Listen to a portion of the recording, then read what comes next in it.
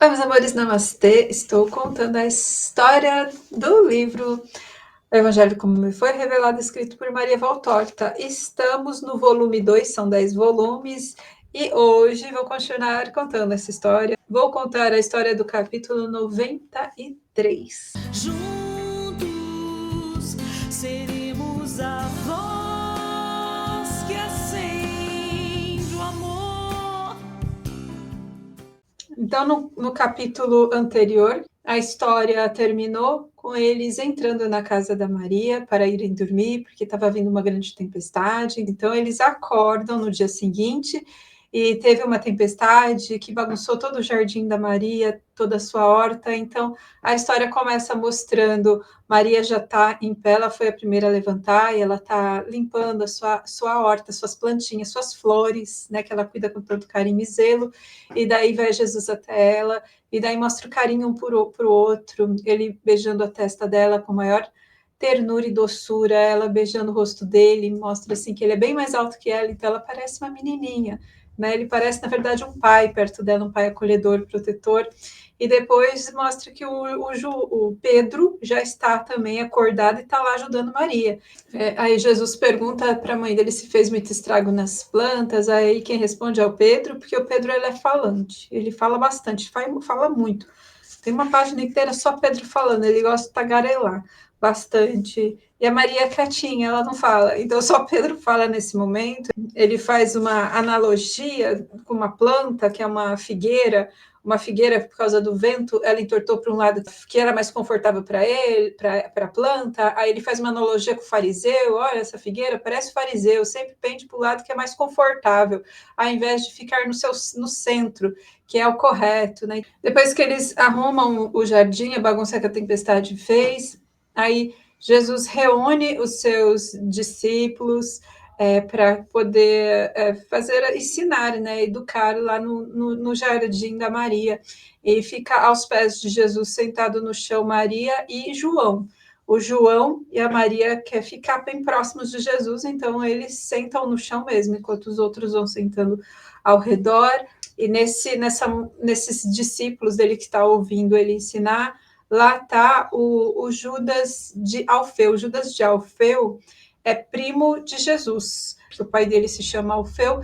Ele não era ainda seguidor realmente de Jesus, porque o pai dele, o Alfeu, não acreditava que Jesus era o Messias, era contra, meio que cortou, sabe, com a família da Maria, deixou Maria sozinha, porque achava que a Maria estava errada de apoiar Jesus com as suas loucuras, achava que Jesus era louco e não queria o filho dele perto de Jesus.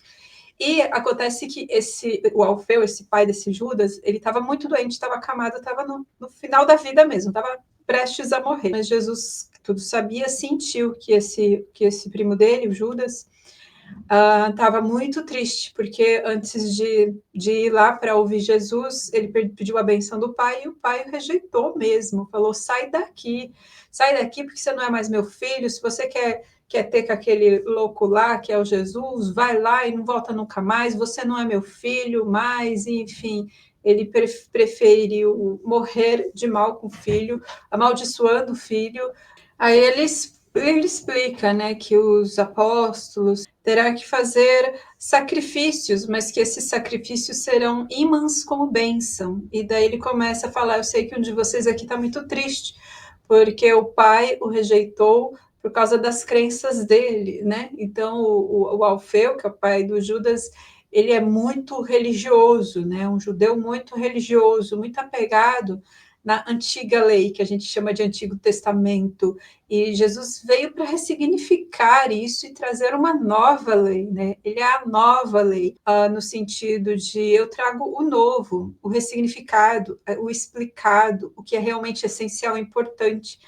Mas ele falou que existe muito apego às doutrinas, à fé, e Jesus comenta assim que entre 100 desses religiosos muito apegados a essa antiga lei, apenas um irá realmente seguir ele. Daí Jesus até comenta: entre aqui os judeus, pouquíssimos vão me seguir. A grande maioria dos meus seguidores serão os gentios, que são o povo não judeu, porque o apego é muito grande à antiga lei e uma rejeição à nova lei, que é as palavras de Jesus. E Jesus se coloca mesmo nessa posição como sendo a manifestação, a expressão de Deus num corpo humano. Então, tudo que sai dele, cada palavra, cada gesto, cada atitude, cada ação que sai de Jesus é a expressão máxima do Criador de tudo que é de Deus, sem filtros de ego, sem filtros de mente, mas da forma mais pura. Ele se coloca como esse pão da vida mesmo, que veio para alimentar, nutrir, é como se Deus se fizesse homem para que pudéssemos conhecer Deus. Então ele fala assim, que deve-se realmente abandonar tudo. Se tiver que abandonar a família, deve abandonar a família, porque Deus está acima de tudo. Obedecer e seguir a Deus, as coisas de Deus devem estar acima de tudo, acima das vontades do eu, ego, acima das vontades da família. Se tiver que romper com família de sangue, deve romper para seguir Deus, deve romper com família de sangue, deve abandonar, aquele parte que ele fala, né, de abandonar pai e mãe, me siga. Deve romper com os laços de sangue, deve romper com o que for, se for para seguir Deus. Ele falou aqui, eu respeito a honestidade do velho Alfeu, que crê e é fiel, ainda que tenha uma fé desviada para aquilo que tem sido a sua religião. A todos vos digo, mais do que pai, mãe, irmãos, é Deus. Nunca coloque nada acima de Deus ou mais importante que Deus. Faça o sacrifício que for ter que fazer, mas faça a vontade de Deus no sentido de seja esse amor incondicional, faça o bem, esteja próximo de Deus. Por isso, vim chamar os fortes, porque somente os fortes conseguem fazer tamanho sacrifício, né? Fortes é feito do meu exército de mansos, tem que ser muito manso, muito corajoso para fazer essa profunda redenção, entrega e uma transformação total da vida, abandonar todos os apegos, tudo que precisa para seguir a Deus. E aí ele fala, eu chamo para Deus, não existe outra obediência mais alta do que essa, mudar atitudes, hábitos, colocar em prática essa vida de seguir Deus, expressar o amor de Deus, né? Sem nada ficar parado, fazendo cálculos, quando, como irão reagir os outros, os familiares. Tampouco deve parar para sepultar pai e mãe, se preocupar com isso, com irmãos. E tereis o prêmio por esse ato heróico, por esse sacrifício, um prêmio não somente para vós, mas também para aqueles dos quais os rejeitaram, né? Então, isso reverbera em todos, se a gente está seguindo a verdade do Criador de tudo que existe.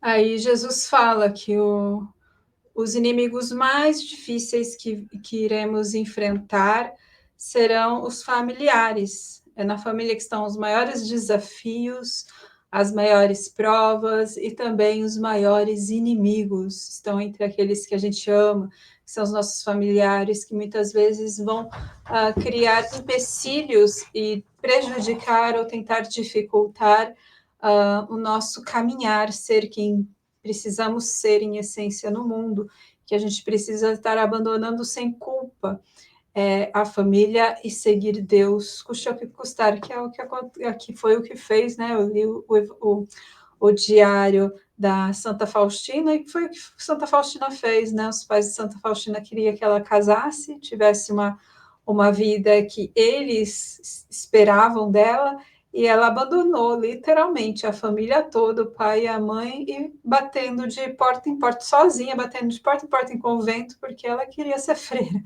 Então é isso, fazer isso sem culpa, porque isso é o certo e correto. Isso que Jesus ensinou para o Judas, para ele não se sentir culpado, né? O Judas de Alfeu, não se sinta culpado, você está fazendo a coisa certa. Amar os parentes em Deus e não mais do que Deus. Jamais amar mais os parentes e a família do que Deus. E daí Jesus fala diretamente para Judas: Judas, eu deixei a minha mãe sozinha para seguir a minha missão. Se não tivesse sido esse um ato bom aos olhos de Deus, eu não teria feito. A Maria só tinha Jesus, né? Porque o José havia morrido, a família tudo ficou contra ela porque ela apoiava Jesus. Maria ficou realmente sozinha e Jesus saiu, partiu para sua missão. E daí Jesus fala isso para Judas: você acha que se não fosse certo aos olhos de Deus, eu teria deixado a minha mãe, minha mãezinha, Maria, sozinha, né, sem ajuda, sem o apoio de homem, uma mulher naquela época, sem um homem, sem um apoio de homem, que tinha coisas que só homem que podia fazer, né, que era permitido por lei fazer.